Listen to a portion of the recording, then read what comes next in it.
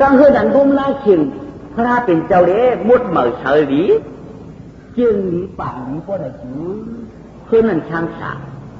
อนาคตผัดยันพันโลกพันหากินง่ายนะผมพ่อหากินยากกินก็เชี่ยวเชี่ยเชี่ยนก็เชี่ยวหายการตายก็รอดทำไงตั้งฉากก็เชี่ยวมากพวกขิงพระเชี่ยนเฉยพี่น้องพวกขันเจอน่ะพวกขิงพระให้ยมอยู่ดูห้องก็เฮ็ดอยากทานก็กินปืนอันไหนมันง่ายๆนอนด้วยขิงพระน่ะดุมได้ดีๆดุมได้ดีๆอันดูไม่มีขิงพระเล่าได้สักทีอันนี้ตะกาเขาเนาะหมักนับกับเต้นเพราะเขาเตียกบอกว่าน้ำเจ้าดินน้ำขิงพระเป็นเจ้าว่าดังซ้อมไว้จอมกันสองเนี่ยต้องอย่างนี้นะหมักนับกับเต้นจักจ่านะหมักนับกับเต้นจักจ่าถึงได้ละบอกว่าน้ำเจ้าดินมันดังซ้อมไว้จอมกันสองเนี่ยกลางคำม้าไว้พระนวลมือเรียงม้าไว้พระสีในก็จะพอช้ำสา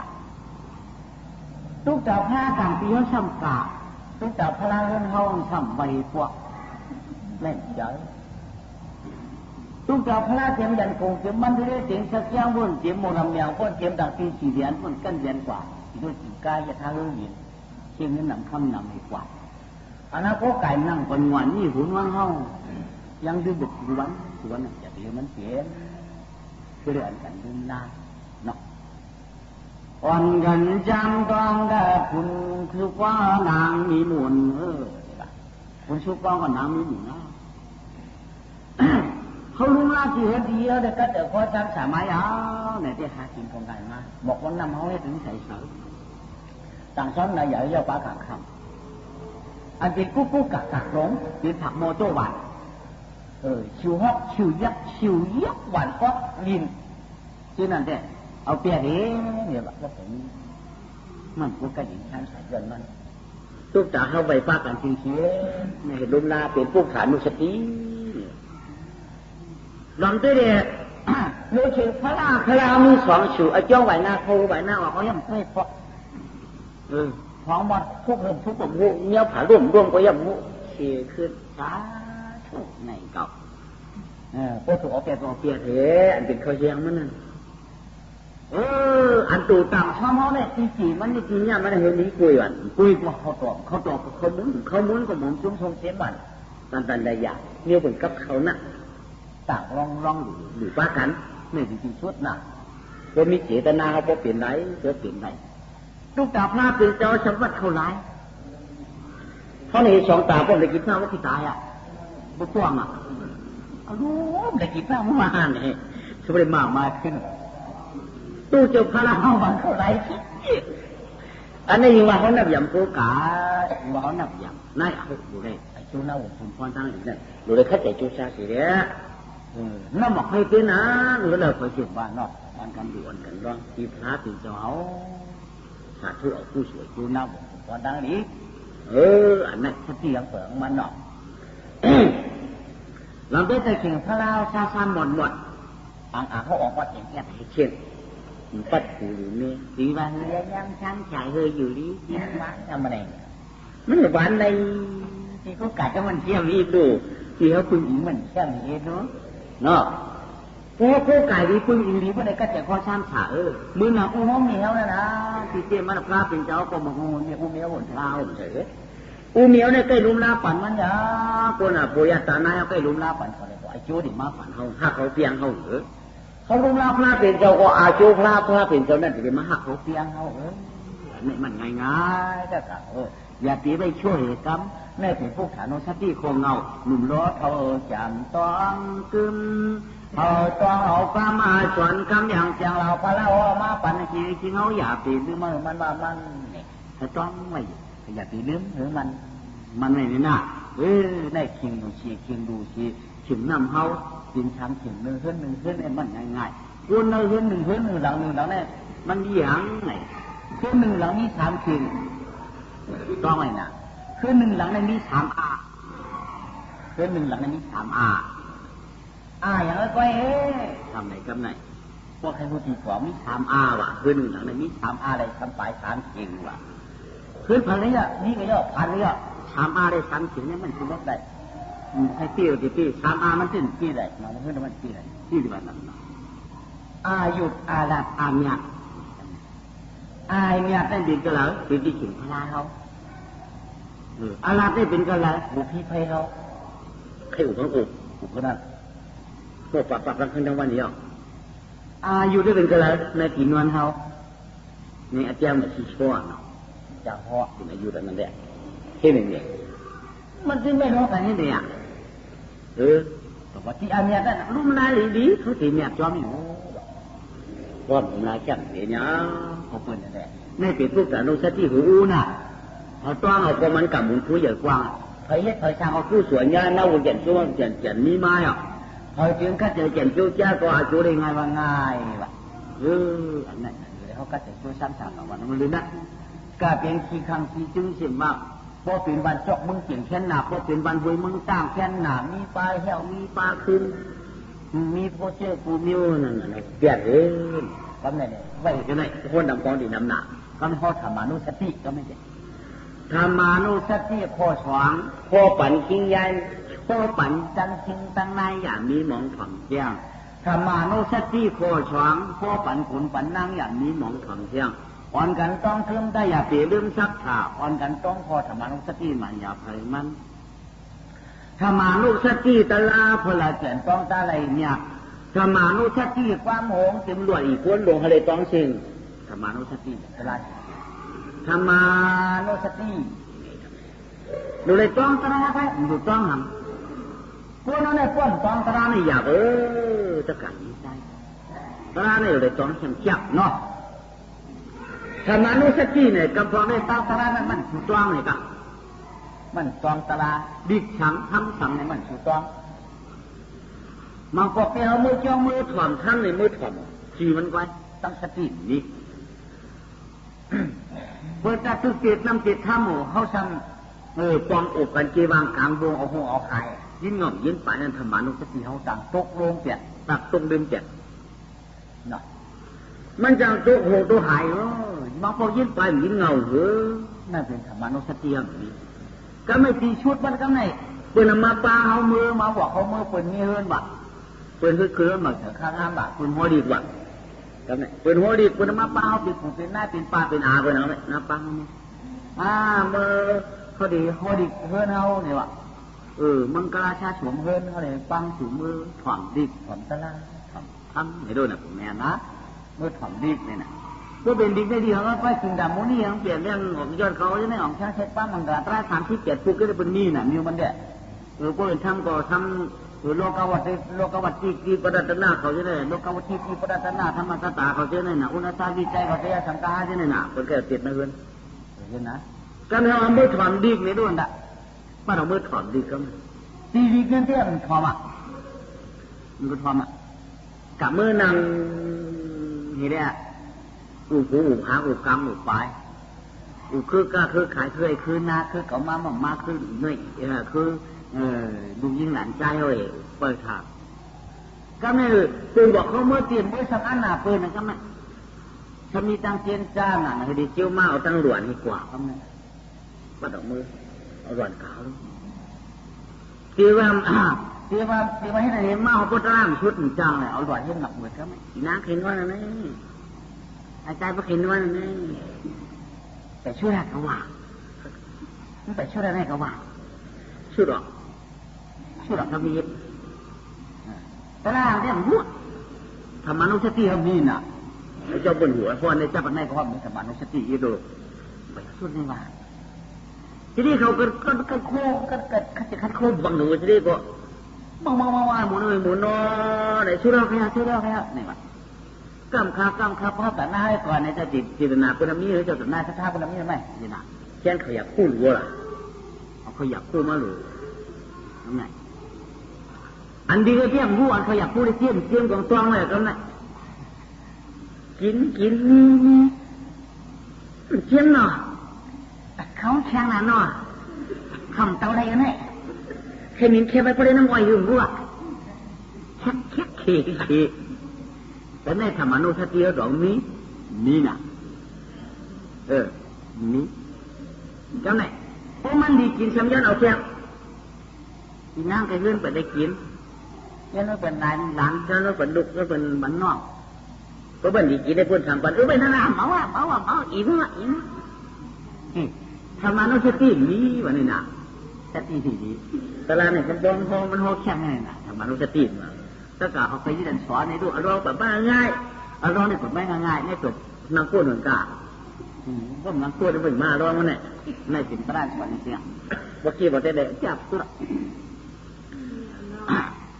ธรรมานุสติอันมันเนี่ยเป็นอันไหนจะกล่าวเขาอันว่าธรรมานุสติอันว่าจังทางอันเหลอทางอันเหลอเป็นอันไหนเปิดเปล่าเมื่อกินข้าวมังกรเอินมาเปิดหัวดีเขาไล่สั่งเลยเขาต้อนไม่กินช้อนกินจานมาพอมังขาเจ้าตาหน้าปุณมีจีนนำยันหลุดจากเขาตาพักเพียงทำยังไงกันผมไม่หลุดจากเขาตาพักเขาจับมากกว่ามากนะแม่กินได้กินมากเก่าไปเขากินด้วยแข็งเก่าข้าวผมทำมาเฮ้ยกระทั่งเสียจ้าก็มีเขาหลุดเลยมีสติเพราะมีสติเนี่ยครับเนี้ยพักเปิดข้ามเนี้ยเขาเปิดต้นมีสตินี่เนี่ยครับเดี๋ยวเกินจางเนาะเอากินเพี้ยเลยแต่ขโมยได้กินหนูเนี่ยขโมยได้ที่ดูว่าชุบว่าหมอเฮ็ดตีคือก่อนเนาะอันนี้ห้ามมีสติอยู่นั่นพอมีสติแก่กินวันกินน้ำมันจะยิบเอาชีวิตเป็นดูเป็นตามพอเจ้าโกมหวานข้าวแค่หนาค่ะหวานว่าหวานค่ะเจ้าตาหน้าเขาจะทัดเท้าเขาผู้ฉุดโยมเนี่ยฉุดเจ้าก็เอาใครมาอยู่ที่กินหวานค่ะลูกหวานค่ะเนี่ยโอ้ยเกี่ยงมันเป็นความหันใจเขานี่แหละลุงจานน้ำมากกว่าบอกกินพี่นั่นแหละขังไว้ที่เลยมันหวานก็เป็นย้อมสูงเขียวเฮือนอ่ะมันหวานก็เป็นโมขาลายเที่ยงอ่ะมันหวานมาเมาลายเป็นวายปันย้อนนั่นก็อยากเนี่ยหรือมันมัวไว้อันไหนเตือนก่อนบอกเขาเมื่อกินเขากินพักแต่ที่มันมือจ้ามันเป็นบอกเขาเมื่อถ่อมดีนะดีเลยดีจ้องเงี้ยเจ้าไหนผมมาเขียวเฮือนอ่ะเป็นห้องทำเขาต้องขึ้นออกขนาดเดี๋ยวโน้คำว่าตัวนี้หลาโลกเขาอยากกู้เพื่อเกียรติจางเกียรติคนกูจะพลาดต้องมือมาตัวนี้เขาเรียกว่าเขาเป็นเหมือนกี้ถ้าเขาทำวาดจังอันนั้นเขาทำต้องเจออย่าติดต้องอีกครั้งเนาะแต่หน้าคนให้จางเฮียเสียมกันยังพอได้ไปเกียรติไหนนะครับดีเขามีธรรมานุสติจอมตราดีเนาะอันนี้ห้องธรรมานุสติวะเขาเป็นคนเนี่ยเขามีธรรมานุสติถอนตราให้ตองตราไว้ไหนทั้งไว้ไหนหมอกโหเสือเขาประมาณต่างไว้นะได้เป็นคอช้างหนักก็ไม่คอช้างสังขานุสติที่ปึงโกไก่วันปานหนังประเดกระยิงแค่นเยกาข้าวยันจุนนาสังขานุสติก็ไม่นั่นก็สังขานุสติเนี่ยมันโพดำเก่าดูเลยสติต่างๆสังขารเอาสติเนี่ยกูสังขารเจ้าเขาอันได้กินอันได้ชุ่มเขาได้วิริยะที่ให้ที่ไว้ตาหน้าดีนั่งคือได้สังขารเจ้าเขาที่ได้ฮับอารูตาหน้าเขานะทางยังคัดจะไว้เนาะเป็นเมื่อเป็นตุ้งซ้อมเนี่ยก็ปฏิบัติตุ้งซ้อมเหยาเนาะพวกลูกเจ้าเจ้าอีนางไอ้ถูกเขาไว้ก้นมาหลุมมาก้นมาขัดซ้อมเขาได้ดูได้ตามว่าในอื่นได้เป็นสังขารนุสติเหมือนนะเจ้าในเขาจะมีการมีจ้องกูการจ้องฟองเสียงเขาวดไว้กูการจ้องฟองเสียงเขาเก่าชาวเบ้ามองคัดแต่จูซาห่างแค่ไม่เป็นสังขานุสติวะเนี่ยไม่ดูสติไว้ดูสังขารเจ้าเขาได้ยุบจิตยุบซุ้มในวันนั้นนะไม่สังขานุสติมันนะพุทธกล่าวเขาจ้องสามีเทียอันดูสตินะได้สังขานุสติกูได้เป็นอภิวัติกรรมทำไม่ได้กูได้เป็นวัติกรรมก็ไม่เขาทำหมอยองเขาทำหมอเชะเขาทำหมอเนอันนั้นอะไรสติดีร่วมสติมันเคยเป็นน่ะปลานั่นดีตันปลานั่นดีดูเครื่องนั่นดีใบเครื่องนั่นดีย่อเปิ้นเครื่องในกำดูเปิ้นปลานั่นกำใบก็ในเนี่ยอันในดีใจยาวเคยกระใจยาวอันเขาว่านั่นใจเคยมันไปจืดเพราะใครมันจืดใครมันดีกว่าเขาดูมันใครเขาใครดูก็เขาดูข้ามใครดูเขาอยู่อันนี้ดีชุดอย่าปีนี้อย่าปีเชี่ยใหญ่บ้านเตี้ยใหญ่บ้านเดือนใหญ่สำนึกใหญ่ทัวเปียดใหญ่ทัวชุดไม่ดีชุดเพราะว่าสังขารนุสติกูเป็นอภิวัติกรรม กูเป็นอมันเนาะกูเป็นอมันเนาะกรรมเนาะในสติน่ะบุญเจ้าป้านั่นเห็นนั่นว่ามันเห็นไหนบ้ามันเฮ็ดก็อยากเฮ็ดก็อยากมันตายกะจกละลายก่อมตื่นเฮาเมากะมันดีแหน่เพราะมันดีเจ้ามันก็เมาคือดูผีได้อีเตี้ยมีกี่แสเขาได้ตัวเขาเปียกตัวเขาเปียกแต่เขาไว้เขารู้กว่ามีกี่เขาไว้อำรู้มีกี่อย่ากินปืดปากออกชั่วเขาหวานได้เป็นสังขารนุสติเนาะเป็นสังขารนุสติเขาหรือวางไว้แหละทุกขานุสติธรรมานุสติสังขานุสติอรูอยู่สติอย่างก้อยๆเขาย่ำพูดตัวเขาไหลในเป็นสังขารนุสติน่ะสตินี้ก็เฮ็ดดีอยู่ตั้งดีได้เป็นฝันเขาอยู่ก็เฮ็ดขี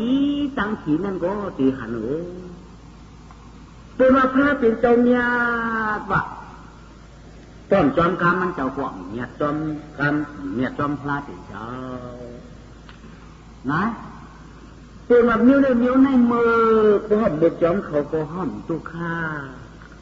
ห้อมไม่เจอเปิดห้องว่าสังขารนุสติอย่าเพียมันคิดมั่งสังขารชามตกจากเป็นช่วงอย่าเพียมันคิดเนื้อตามก็ตามดิบตามกว้างเขาใครดูใครร้องมีจีใจใครดูใครร้องมีจีใจมันดูวักเพื่อนมันดูวักเพื่อนมันดูนี้เพื่อนมันดูมันเพื่อนอุ่นกันเนาะอย่าไปจิตจ้องไม่ดีจริงชั่วเขาเป็นสังขารนุสตินี่มาย่อตอนสว่างตอนสามเนาะตอนสามเขาย่อก็ไม่ศีลานุสตินะศีลานุสติพุทธานุสติธรรมานุสติสังฆานุสติศีลานุสติ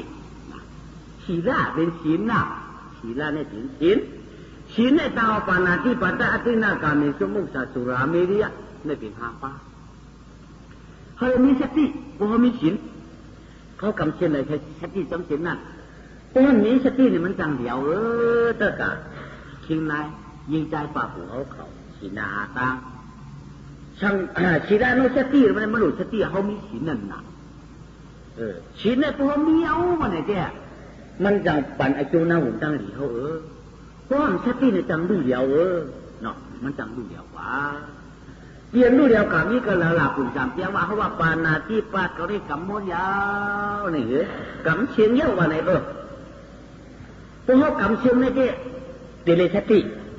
เชื่อนั้นห้องกำนั่นจังสติเชื่อนั้นห้องกำนั่นเดลสติน่ะเดลสติปั่นเดียวเดลสติปั่นลูกโอ้โหเยอะอะไรเกี่ยงจอมกำจอมดีเชื่อนั้นห้องกำนั่นโอ้ห้องกำเรื่องจังสติปุ่งเตียกนะห้องกำปานาติปาในรุ่นน่ะปานาติปาได้เขากำยาวนี่เนาะก็ไม่ห้องหามือจ้องมาก็อยู่บูชาเตียกได้ห้องหามือจ้องมาทำไมเงี้ยหมดนี่ดอกบูชาเตียกมาหมดมีในขีนตัวเขาไปเฮือนฮื้อนั่นก็มีในหนน้ำอ้อยเขาไปเฮือนฮื้อไหนก็ไหนบ้าหาโอ้หมดในหนังเจ้าหมดดำหมดเลี้ยงมือไหนมันอยู่ในขีนตัวมันนอนอยู่ก็ชื่อเนยเขามาอยู่เนยขีนหัวน้ำอ้อยไปเปลี่ยนคอสติเขานั่นมีมาเลยเปลี่ยนอ่ะที่ได้ปันอาเปียดปืนอ่ะตัวปันอาเปียดปืนก็ชอบดีมาเปลี่ยนอาเปียดเขาที่เรียกว่านั้นไงพวกนี้ตั้งสติได้เอากะไว้เลยเอาต่อยไพ่เนี่ยเดี๋ยวตุกเช่นนั้นนั่นหลักลงกะต่อยไพ่เสียงไพ่ไม่ไขแห่หุ่นหนูแหวอีเจ้าเมื่อไรพระเจ้าเมื่อไม่อยู่พระเจ้าสูไม่อยู่ไอ้เจ้าชินว่าเขาลืมหมดชีดานุสติมีอย่างนั้นไงมาบอกมั่วอยู่นะพื้นกูไพ่คืนมาออกมาชวนเราปีนเข้าได้ปีนเข้าได้โอ้มั่วออกมานั่นรู้การเนี่ยชวนเยาเขาไพ่ออกตั้งเลยก่อมจางก็มีกระตายก็ไม่ปืนก็เปลี่ยนใจไว้เที่ยงห้องเอาเชียวก็ให้กับเขาชีดานุสติเขามีเรียนเปลี่ยนเพราะเขากำไม่ได้สตินะป้องกำจากสติกำมาจินดาโคตรนั้นนะกำไม่เขากระหันพักปืนหมักฟังหมักน้อยปืนหมักแอบจุดแตกปืนในนะสวนว่าเป็นชนปีชนน้องเขาทำมันไหนเจ้าเปิ้ลมีเอาเจ้าเล็ดเขาเพื่อขี้มาพ้องมีว่าเมื่อทุ่มละปั้นมาเอานำกับตาใหญ่ยางไปพวกหันเขาบอกเขาเยอะกะเทบอะไรไอ้เจ้าว่าพวกขี้เดียวสีดานุสติเขาลืมเนี่ยพวกมีเจ้าเอาเจ้าพวกขี้เดียวเขาอย่างพวกเอามากินเยอะขี้เยอะขี้เขาเอาก็บอกเจ้าเปิ้ลเจ้าช็อตคือเจ้าเปิ้ลกระหันนะผมมาหลับฟังเขาทำว่าก็ไม่ง่ายเอาหลักก็มัน2-3 ปีเนี่ยสีดานุสติเขาแค่นี้นะก็พอสมัยย้อนพี่บอกพี่รู้อ่ะพี่หลงเฮ็ดหลง ควรหนังเฮ็ดทำกับย้อนอย่างผีก็มาปั้นเอาผีปั้นเขาก็มาจัดก็กับพิมพ์ตักเสียงเลยเอาอยู่เขาแค่นั้นถามว่าจะในปืนห้องสีดานุสติเดียวว่าในหนาสีดานุสติเดียวพวกกูมันเดียวนี่มันแล้วมันปันเก่งๆเลยกำเช่นใดต้องเช่นนั้นกับบางคนชอบเห็นน้อยจ้อสามีกับติ๊กต๊อกเขากับเนี่ยก็เขากราบนั่งมีว่าชิ้นเขาเอาผักโค้งไว้พวกน้ำมาไปเอามือชิ้นเขาโค้งไหลน้ำเด็ดทำมาก็มีรู้เพื่อนน้ำเกี้ยกับน้ำโบได้เต็มบ้าหรือเห็นว่าชิ้นสีแดงงาปลาเปิดผ้ากันในเห็นไหมว่ากำผักไปพวกเที่ยวเลยว่างาปลาได้ชิ้นสีมาอยู่เกาพงขี่เขาได้หามือเห็นไหมเจ้ากับผู้นี่กำผักชิ้นว่าอะไรเห็นไหมเห็นไหมสีดานุสติเนี่ยเตียนลู่เดียวเตียนเปิ้นหำพันน่ะลู่เดียวอันแค่กินน่ะลู่เดียวยอดอันแค่ไรน่ะลู่เดียวยอดอันมักน่ะอีลู่เดียวยอดอันเจอทิศน่ะลู่เดียวยอดอันเจอลำน่ะสีดาเนี่ยมันลู่เดียวยอดอันไหนน่ะมักน่ะพอจังลู่เดียวยอดมันทหารเจ้าเปิ้นแค่กินน่ะเอากินเนาะเจอลำน่ะเฮ็ดกะเป็นลักเฮ็ดดักกว่าอันนี้ก็จังดูย้อนมันเป็นสีดานุสติไปตรองแหวงมันหนักก็ไหนจากการนุสติวันนี้เป็นแล้วเนี่ยอันเฮาชัดจากกะปั่นโกนยันโกนผ่านชัดจากกะผมโยคู่ของเฮาเห็นว่าเนาะอันเฮายืนบันเบิดนั่นเป็นจากการนุสติที่เราเฮาตัวในสติจะหือดาเนี่ยป้อมหมอสติเนี่ยป้องความหลาความบ่ได้จริงไอ้โจมันนานหันเนี่ยว่าเพราะเขาปั่นเยาสาธุย้อนเอาผู้สวยจูไอจูเขาเสียหลายกำพองในจากการเอาสติเนี่ยมีนะไม่นะปั่นที่จึงปั่นอยู่มันซ้ำป้องซ้อมเนี่ยเป็นมาขอมาย้อนเขามาก็กำไม่ขึ้นเขาซ้ำนี้อะไรหรอมีขยับมีอะไรนั่นหรอเขาซ้ำใครปั่นทำใจขาขึ้นเปินอันนั้นอย่างนี้เนี่ยหรอเป็นเขาจากการเอาสติลูกเดียววันนั้นมันคือการกูย้อนกูนั่นเพราะมันใครกามันเต็มกาแล้วเนอะเพราะมันใครเขาได้กาทางต่างเพื่อเดี๋ยวเพราะมันในก่อนก็กำพองได้ซ้ำเจ๊นั้นนะไม่ทำใครจะเป็นดีทำใครจะเป็นเสียงจ้องทำไมเพราะมันมาย้อนเงินเท่าไหนจากการเอาสติแล้วรู้เดี๋ยวเราหนักกับไหนใครจะเป็นเสียงจ้องเขาเพื่อนพูดหนึ่งนี้กับเพื่อนพูดหนึ่งคือดังนั้นหนึ่งน้ำจ้าสุ่มกับย้อนอีกว่ามาย้อนเราไว้เพื่อนพูดสุ่มกับย้อนกว่าผู้หนูโฉชนเจ้าโคตรผู้ย้อนน่ะผู้ขอผู้ย้อนน่ะกว่าย้อนทางต่างเพื่อนว่าไหนเพื่อนนั่นเห็นป้วงกำไรชิ้นนั้นเยอะนั่นไหนเจ้ามาทำบาปกำไรไหนฉันเจ้ามาหรือมาแล้วเพื่อนนั่นเองมาย้อนในกรอบได้ส่งจะลงก้นอยู่นั่นมันใครปั่นมันใครปั่นจะมาอย่างเงินเฮานี่คนน้องจากการเอาสติเดียวจากการเอาสติเดียวตัวมีก็รวยมีเยอะอย่าไปเจอกับเพื่อนคนย้อนเนาะมันใครกินดีกว่าเป็นโบห่มมีจากการรู้สติเขาเจอกับคำเดียวเจอกับเพื่อนในเรื่องนาคำเดียวเยอะคำนี้อันเป็นมาให้ได้ห่มมีมันเจอกว่าในคนชื่อเป็นมาชีพเขาห่มมีเจอกับชื่อเพื่อนในอาชีพมีสองปันหลังคนนั้นชื่อก็เลยมือคนนั้นขายก็เลยขายจ้วงในอาชีพมีกี่เท่าคนนั้นก็เลยบอกว่ามาชื่อดีชูเนี่ยอาลูมีแต่เขาในมีในคำเดียวฉันก็ได้ก็ได้บอกเขาใครอันพุทธิมีล่ะโจมาฉันก็ได้ก็ได้บอกชัวห้องเลยใครก็เช่นนี้สักก็ปีกันเชงวันนี้ก็เป็นยิ่งคุณดูตุกหวาไปเดี๋ยวพอปล่อยดีปล่อยนางมันหนอกแม่นางอยู่กวนมันตั้งหูน่ะมันไม่เอาลูกมันสำเอียงตัวยิ่งกว่าคือไหนแค่เนี่ยขับเสียงนางรถตอกตัวไปเลยมาหือดูกว่ามันเตะไปกว่านางก็ดักเอาเขาโอ้โหนำรวมมันก็ซึ่งมันจอมกวักมันเอาไปดักเขาเมื่อไหร่ก็ไม่ช่อนสวยไม่หนอกวนออกมาอ๋อนางยิงว่ะอันนี้ว่าก็มาเสียได้เชือกมันลึกด้วยก้นอันมันในห้อยในห้อยมีปีเนี่ยโบชุบตาได้ก็ตายทีมช่วยหนูสวกเขาตายเชื่ออะไรมันฮัดก็หวังผีจ่วย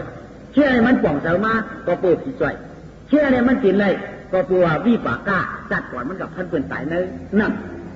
จัดไม่หนอนนั่งเลยยิงตุกหวยเนาะตีกันเนาะขาตีกันเนาะตีกันเนาะอีนางตุกหวยก็มันกับท่านนั่งตุกเนาะหวยมือหักนี่หนักคำมะ ก็ได้น่าจะมาหยอกกูหมูต้องมาหินไงวะก็เปิดการมันฉินคอเบิ่งก็ได้มันได้เดี๋ยวของน้าก็บ้าเถียวเถียวเย่เจ้าน้าเขาถามว่าเจ้าคุณเขารู้เจ้าคุณสุ่มกาเจ้าคุณสุ่มมาว่าในว่ากาวอย่าเอาเข้ากักวัดไว้ซ่องสวยไหมเนี่ยวันนี้เจ้าหอกคำจำบาเนี่ยวันนอจำที่ลูกใจบ่าวตอนการรู้สะเทียบันเดาหนาคือก็ไม่เจ้าคุณหอกคำสามารถทำมันให้ลูกเปิลเหี่ยวเมื่อเปลี่ยนนางมีพระมหาเจดีย์ผู้กวาดลูกเบอร์นะโยก็ไม่ทำขึ้นมาใครอูเมียเขาจะกวาดนั่นอันกินดูนั่นทำตายเป็นอย่างอูเมียเขามาใครนั่นเนี่ยอันมือจ้อยกว่าตายอ่ะตายเป็นอะไรตายเป็นผีผ่านชื่อผ่านโคตายเป็นผิวพูดหางกาดผิวพูดหางขาดผิวกาดหางควายผีกินเขาใช้เขาผีกินน้ำเขาใช้เขาเชียนผีเรียนจอมยุ่งจอมหยอกพวกผลมาซ้ำไห้พวกแดดไม่ซ้ำโขพวกหันโหหันจีนหันโหเป็นผีนี่นั่นมันจ้างเกิดเป็นคนไอ้พวกหันว่าหันหน้ามาพวกหันหน้าเผือกตัวดำมาพวกหันหน้ามันดำหันตัวมันเผือกมาพวกสู้เกินหนึ่งมาพวกแจกออกพัดมาพวกเจาะขึ้นมาพวกหายลายมาพวกผ่านนิดเนี้ยมาพวกเห็นหมูมาพวกเห็นหมาหน้าก็หูชั่วก็หูก็ดัดตัวหาดัดตัวก็มาเป็นตู่ก็อยู่ในป่าผีหยอเป็นผีหกจอกหันจอกอันนั้นน่ะมาเป็นเจ้านั้นมันจ้างเป็นคนพวกนั่นน่ะมาเป็นเดือดมากกว่าให้ผลมากกว่าให้เดือดไม่ก็ขู่นั่นน่ะหาโผมีเป็นผีฐานชื่อผ่านโคหันนั้นก็หันตัวหันหัวค่ะหันตีนหันก็หันตีนหันหัวหันเช่นนั้นได้ก็เพื่อซ้ำก็เพื่อสมุกิได้เชี่ยชวนตู้ผ้าสังฆาผู้กล้าทำธรรมะทำสังฆาทำนั่งลงตั้งหลายเพื่อนหลู่เพื่อนต้านว่าเพื่อนถูกดีกันวะก็ในรุ่งยันนี่อย่างนั้นแหละยันนี่ชดดีจะการดีอาเข้าสู่วสีกรรมจงมาบ้าเป็นปุยผีห้วยผีรวยพวกคนอ้อยให้ไว้ตุกข้าเป็นผีเป็นหลีจังแล้วจองว่าจำในจองว่าจองตาในจองดังไงลีมีสีสองหูตุลุนาพังคุณนางเจ้าเขาตะกายามันในเลยยินธรรมะเทศนาสอนอนุตาหน้ามันให้ย่างจ้ากอดตัวเอานางลูกป้าหวนนามตีลูกป้าหวนนาไม่ดีจ้อยหวนแจมสีจานนางจะปินเสือนางในข้าเจ้าตาหน้าเต็มอ่อนมามวนเปลี่ยนกวนเชื่อโดนนางแก่นไว้สอยโพตันเหมือนตางจงอากรรมในมาเป็นนางนี่ออกคำพงงามมือจอมยาวไอวามชะตานั่นควางตั้งที่มือควันโป่งจงว่ากรรมโป่งแก่นโป่งว่าโป่งเราตัวอูเขาเมียเขาจะก่อนน้ำมาตายเป็นผีอยู่ผียาเมือกผีหย่อมผียุ่มผีป่งวมยินเสียงยินนาคอโมยอุเกนาวาในตวงลืมจึงลืมเตืองในจึงลืมเตืองเป็นได้ผีมือผีเดืองจงวายาไม่เดี๋ยวนะธรรมะเทศนาต่อปอบยาพระเจ้าเจ้ามีต่างหน้าเจ็ดต่างๆอะไรดูได้ตานะอันตรายน้ำพันเต้าก็โอมาตายก็อายุเขียนไว้น้ำเยาเจอดูนางยังไปได้ตันไอ้มึกย้ำเอามือตันนะปันอะไรอันไหนจำไรไหนวันย้ำสิ่งฟองอันเดเป็นผู้สู่ได้จอมมาจอมชอบเอาเยาไว้กายมึกย้ำด้วยซ้ำตายเป็นผู้ผีปุกลุงตัวลุงสูงยาวเนาะตัวลุงสูงยาวเนาะเด็กจอมเฮาโง่ตวงมาเป็นผีปุกลุงชอบกินเขียดอึ้งอ่างอยู่ข้างต้นหน้าสาวสูงทองไร้ตาตีตัวตัวห่างมันเกเหมือนคนเนาะจอยจำไม่ออกเสียตัวคือจะปามยังอะไรวันนี้กาสถาทางที่และยินธรรมะเทศนาตัวไอ้ตราในคำมันเอาอย่างวังยังยึดคืบนายเจสายเสียงความทำบ่ขาดปุ่งชาไว้ในลูกก่อนเอาเขาเป็นผู้สวยจูเร็วหมดจดถึงสองกันนั่นนอกเมื่อในอ่อนกันขี้เหนียวปริยัติศาสนามุนสังคำอย่างวงพลาภุกขาเจ้ามันเสียตะกาเขาได้อยู่ด้วยอายุวันน่าสุขภาพเวลาปฏิบัติในยังก็ตัวของก็จ้าเขี้ยวยังก็ตัวของก็จ้าก้างก็มีดังนั้นพอเป็นทางเชื่อใจและอยู่จึงชามจากการยืนยืนเหมือนจอมทีฟีมาปุ๊บมาถอกมุงห่มไกวงามมีเงินมีคำเจียมยองเจียมยี่เหมือนเจ้าเสถียร จงมากรรมในองค์เสียสุขจามชาติหนุ่มเดือนเช้าเจ้าขานั้นนั่นหนังรับมักมั่งวันขึ้นปีวันคำขึ้นปีมือดีตามดียามาเร็วสายเสียงตลาเชียยึดกึดนะฉียามฟองนาอันกลางจองก็หมุนเทเขียมควางยุยองส่องปองมือต่างเเก่าเจ้าโรเดต่างข้าปลาได้ต่างบีเขามีกู้ฉูจัดอีกจัดนาผ่านปอหอดถึงเมืองมานีปั่นผงลืมจึงต่างนาเอาปอดเมืองป้าปีหนังตัวชวนช่องอามันหนังฟังสุดร้องว่าพระเจ้าถัดวงฟ้าด้วยตะมันไว้มึงเนาะวะระหะโตสัมมาสัมพุทธัสสะที่สารนามามคันได้ปืนได้กุงตัวตะพุนุโสสัตวนิอาเข้าจุลิปันพาที่กิ้งสิมาเวียงซื้อเจ้าผู้ขนางลางยานวันเอาผีสังกวน